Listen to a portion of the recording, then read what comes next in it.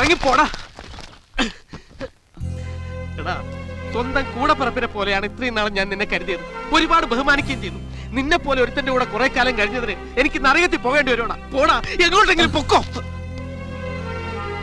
പക്ഷെ ഒരു കാര്യം ഓർത്തു, എവിടെ പോയാലും നീ ഗതി പിടിക്കാൻ പോകുന്നില്ല. അത്രയ്ക്ക് ദുഷ്ടനാണ്, ദുഷ്ടൻ.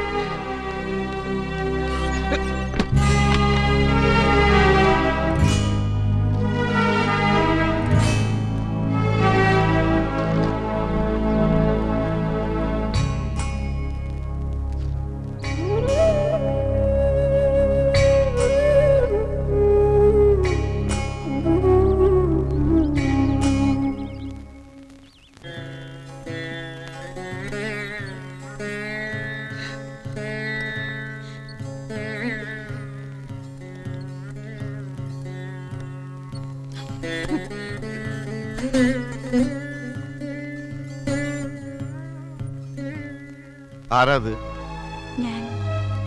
ഞാൻ ചന്ദ്രന്റെ അമ്മയാണ്. ഇനിയിപ്പോ എന്താണാവോ വേണ്ടത്? എന്താ തല്ലാൻ ഇനി ആള് വരുന്നുണ്ടാ? ഞങ്ങള് പൊയ്ക്കോളാം, എങ്ങോട്ടെങ്കിലും പൊയ്ക്കോളാം. അതിനെ ആരും വന്ന് പറയണ്ട.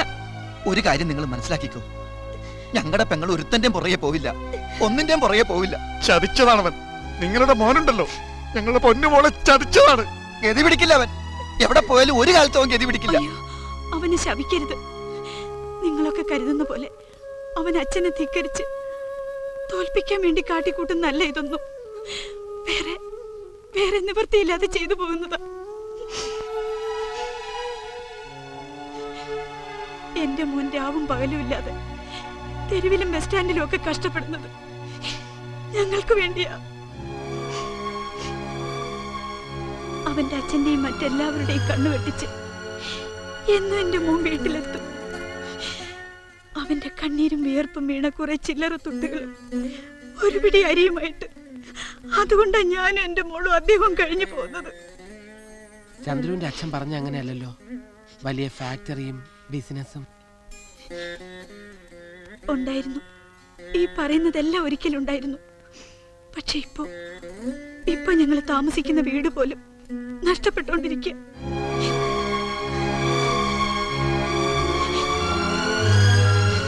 ഒരായുസ് കൊണ്ട് നേടിയെടുത്തതെല്ലാം ഒരിക്കൽ കൈവിട്ടു പോകുമെന്നറിഞ്ഞപ്പോ, ഉണ്ടായിരുന്നതെല്ലാം ഓരോരുത്തരായി തട്ടിപ്പറിച്ചപ്പോ അത് താങ്ങാനുള്ള കരുത്ത് അദ്ദേഹത്തിന്റെ മനസ്സിനുണ്ടായിരുന്നില്ല.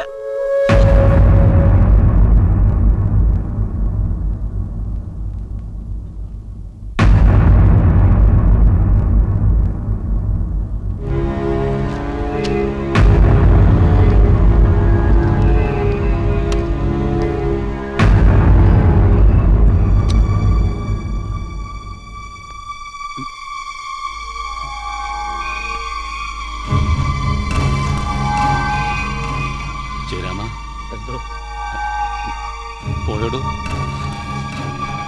സകലതും പോയി.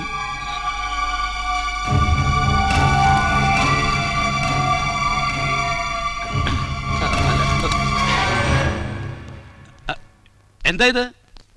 എല്ലാരും കൂടെ ചുറ്റിനും ഇതെന്താ എയർപോർട്ട് മറ്റാണോ സീ ഓഫ് ചെയ്യാൻ വേണ്ടിട്ട്? അളിയ വരും, നമുക്ക് ഇറങ്ങാം. ഇറങ്ങാനോ? എങ്ങോട്ട്?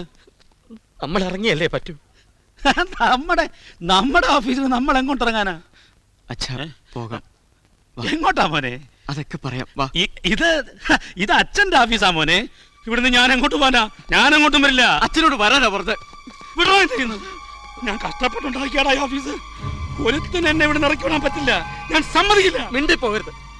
താനിപ്പോ ചീഫ് മാനേജിംഗ് ഡയറക്ടർ അല്ല. ഒക്കെ പോയടോ. താനിപ്പോ വെറും തെണ്ടിയാ തെണ്ടി. മര്യാദയ്ക്ക് ഇവിടെ ഇറങ്ങാൻ.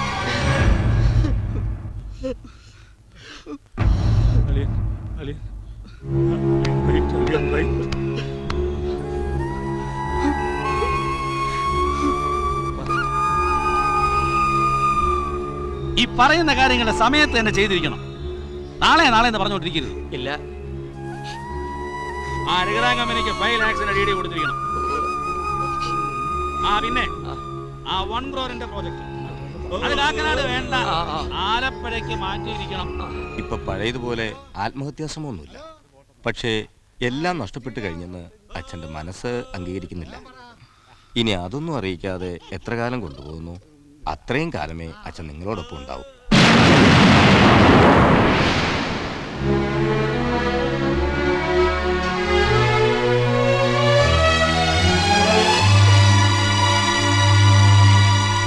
എല്ലാം നഷ്ടപ്പെട്ട് കഴിഞ്ഞെങ്കിലും അദ്ദേഹത്തിന്റെ മനസ്സിൽ ഇപ്പോഴും ലക്ഷങ്ങളുടെ ബാങ്ക് ബാലൻസ് ഉണ്ട്, കോടികളുടെ ആസ്തിയുണ്ട്.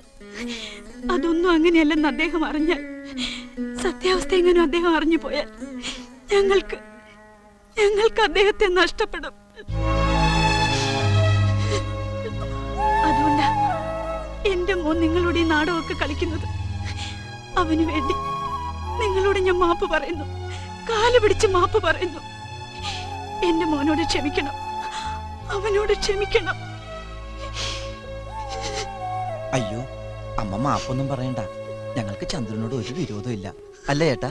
മനുഷ്യനെ കാണാൻ, മനസ്സ് കാണാൻ കണ്ണുകളുടെ ആവശ്യമില്ലമ്മേ. ഇപ്പോ ഞങ്ങൾക്ക് അവനെ കാണാം.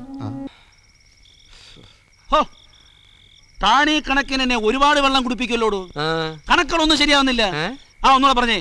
8 ലക്ഷം രൂപ 8 ലക്ഷം രൂപ ഓടി എങ്ങോട്ടോടി? എടോ, കഴിഞ്ഞ മാസമല്ലേ ബാങ്കിൽ നിന്ന് ഓടി എടുത്തത്? ആ ഓടി തിരിച്ചടച്ചു. ഇത് വേറെ ഓടി. എടോ, തിരിച്ചടയ്ക്കാൻ പണം ഏത് അക്കൗണ്ടിൽ നിന്ന് എടുത്തു? അതെ, അത് ഇതുവരെ പറഞ്ഞില്ലല്ലോ. അത് ഏത് അക്കൗണ്ടിൽ നിന്ന് എടുത്തു? പറയടോ. നോക്കട്ടെ, എനിക്ക് വയ്യ മുടിഞ്ഞ കണക്കെഴുത്ത്. കള്ള കണക്കാടോ. താൻ അളിയൻ ഒരെണ്ണം മതി എന്നെ എന്റെ കമ്പനിയെ പൂട്ടിക്കാൻ. തയ്യും തൂക്കി നടക്കുന്നു.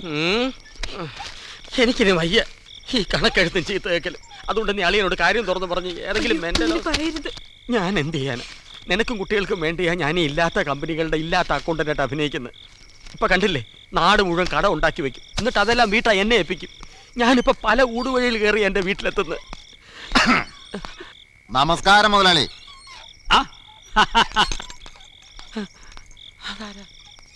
Good evening. Good evening. തന്നോട് ഞാൻ എന്താ പറഞ്ഞത്? ആ പൊട്ടക്കണ്ണന്മാരെ ഒന്ന് പേടിപ്പിക്കാനല്ലേ പറഞ്ഞുള്ളൂ. അതിന് പകരം രണ്ടുപേരെയും തല്ലി ചാച്ചോന്ന് നിൽക്കുന്നു. സാധാരണ ആളുകളെ പേടിപ്പിക്കുന്നത് കത്തി കാണിച്ചോ തോക്ക് കാണിച്ചോ ആണ്. ഈ കുരുടന്മാരെങ്ങനെ പേടിപ്പിക്കും? പുറകെ കൊണ്ടുപോയി പടക്കം പൊട്ടിക്കണോ? കയ്യിൽ നിന്നെങ്കിലും നീ എന്നെ ഒന്ന് രക്ഷിക്കണം. ശിവരാമ, ഇങ്ങോട്ടോടൂ. ആ, ഇപ്പൊ തന്നെ കാശ് കൊടുത്തേക്കണം. അല്ലെ നാളെ ബാങ്ക്. എന്താണ് നാളെ? ഒരു നാളെ ഇല്ല. ഇന്ന് തന്നെ വാങ്ങിച്ചോണം. മേലാൽ ഇതം പറഞ്ഞ് പഠിക്കാൻ തരാൻ പാടില്ല. അങ്ങനെ വാ ഇവിടെ. നല്ല ഭംഗിയുണ്ടല്ലേ. ഇന്ന് വാങ്ങിച്ചതാ. അളിയനെ ഞാൻ ഇതുപോലെ തന്നെ വാങ്ങിച്ചത്. പക്ഷെ അളിയൻ ടൈയോടെ കെട്ടും. അല്ല, അളിയൻ ടൈയോടെ കെട്ടിയാലും കണക്കാ. എന്താ പേര്? എന്ത് പേര് ചേരും? അവസാനമായി ശിവരാമ എന്ന് വിളിച്ചോളൂ. എന്താ? ഓ, അതെ.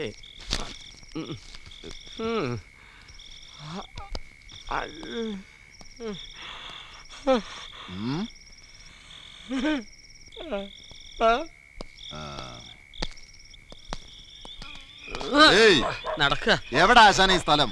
3-4 കിലോമീറ്റർ ആയല്ലോ നടത്തുന്നത്. അതെ, ഒരു നഗ്ന സത്യം പറയട്ടെ. സത്യം പറഞ്ഞാൽ എന്റെ കാശില്ല, നാളെ തരാം. അതാണ് സത്യം. ഓ, അങ്ങനെ. മുതലാളി പറയുന്നു ഇന്നത്തെ കഴിഞ്ഞാൽ ഇടപാടില്ലെന്ന്. അളിയൻ പറയുന്നു നാളെ തരാന്ന്. ആ സൈസ് എടുക്കൂലല്ലോ ആശാനെ. നാളെ ബാങ്ക് തുറന്നിട്ട് എടുത്തു തരാം. ഓക്കെ. അതിനിപ്പം നാളെ ആക്കണ്ട. ഏത് ബാങ്കാണെന്ന് പറഞ്ഞാ മതി, നമുക്ക് ഇപ്പൊ തന്നെ തുറക്കാം. ഞാൻ ഏത് പൂട്ടും പൊളിക്കും.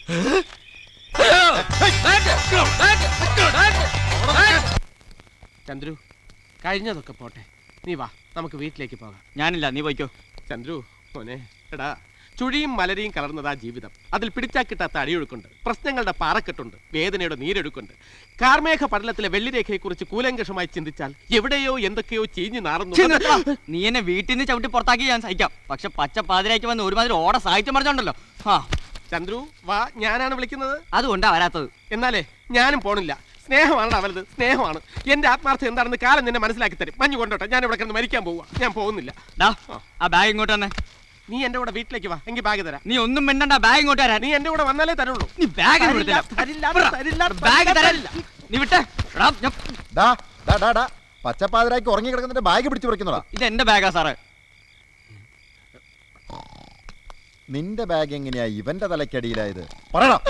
പങ്ക കുഴപ്പമായി എണീറ്റ് സാർ ഇത് വെറും അഭിനയമാണ്. നമ്പർ ഒന്നും ഇറക്കണ്ട മോനെ. അയ്യോ പങ്ക എടാ എണീക്കടാ. തേടി കുറെ നാളായി ഞങ്ങൾ നടക്കുക. ദൈവമേ എടാ പങ്ക നീ കളിക്കല്ലേ, സാറേ ഇവന് ഉറങ്ങിയിട്ടൊന്നുമില്ല. ഉറക്കമാണോ അവിടെ? നല്ല ഉറക്കമാ. എടാ പങ്ക നീ തമാശ കളിക്കല്ലേ, എണീക്കടാ. അയ്യോ ഇങ്ങോട്ട് വാടാ മോനെ. എടാ നീ എണീറ്റില്ല ഞാൻ പല കേസിലും പ്രതിയാകും. ഇങ്ങോട്ട് ഇവന് വാടാ. ഉറങ്ങിയിട്ടില്ല സാറേ, സത്യം. നടക്കടാ സ്റ്റേഷനിലേക്ക്. നടക്കണം. എടാ സമ്മതിച്ചടാ, സമ്മതിച്ചു. നിന്നോട് എനിക്ക് ഒരു വഴക്കുമില്ല, മാത്രമല്ല നിന്റെ കൂടെ ഞാൻ എവിടെ വേണേലും വരാം. സത്യം സത്യം.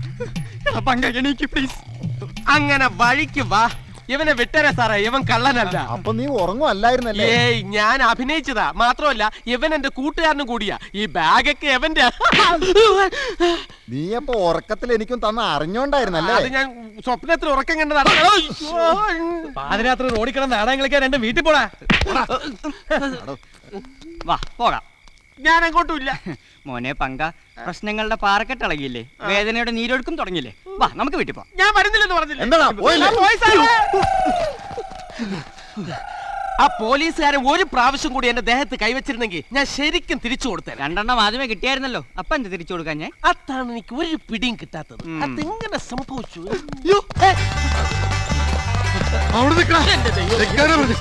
എന്നെയല്ല പുറകെ വരുന്ന വേദാർത്ഥ പിടിച്ചു തീർത്ത്. അയ്യോ അവിടെ നിൽക്കുമോ?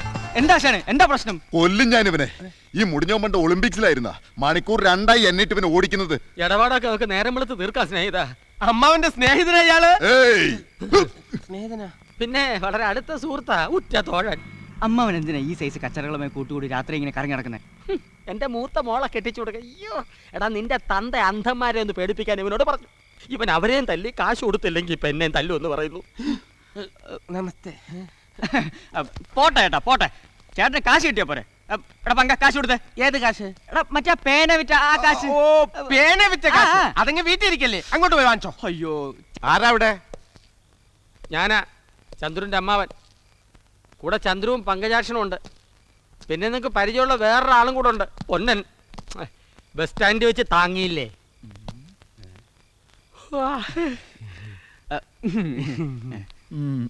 ഞാൻ നിങ്ങളെ തല്ലിയതിന്റെ കൂലി നിങ്ങളുടെ കയ്യിൽ നിന്ന് തന്നെ വാങ്ങിച്ചു തരാമെന്നാ ഇവന്മാര് പറയുന്നേ. എന്താ തരാമോ? ചേട്ടാ വിജയ കൊടുക്കാം. പൊന്നൻ എന്നല്ലേ പേര്? ഇവിടെ, അതെ, ഇവിടെ. ആന്ധ്ര പൊന്നൻ എന്ന് വിളിക്കും. Hello hello hello. ഹലോ. ആ തല്ലിയതിന്റെ കൂലി മേടിച്ചു തരാനാണല്ലോ നമ്മളെ ഇങ്ങോട്ട് കൊണ്ടുവന്നത്. തല്ലായിട്ട് തന്നെ തിരിച്ചു തരാം. അടി ബ്രദേഴ്സ്.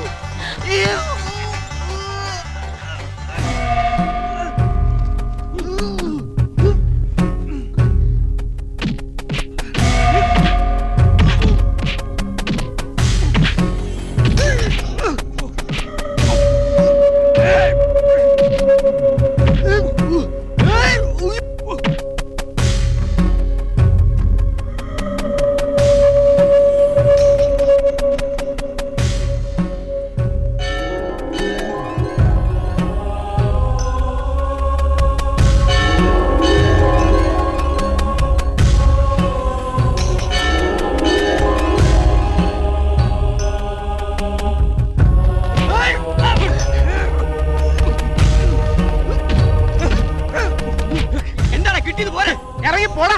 കൊടുത്തതിനേക്കാൾ കൂടുതൽ കിട്ടിയല്ലോ. ഇനി പോരുതോ? Good night.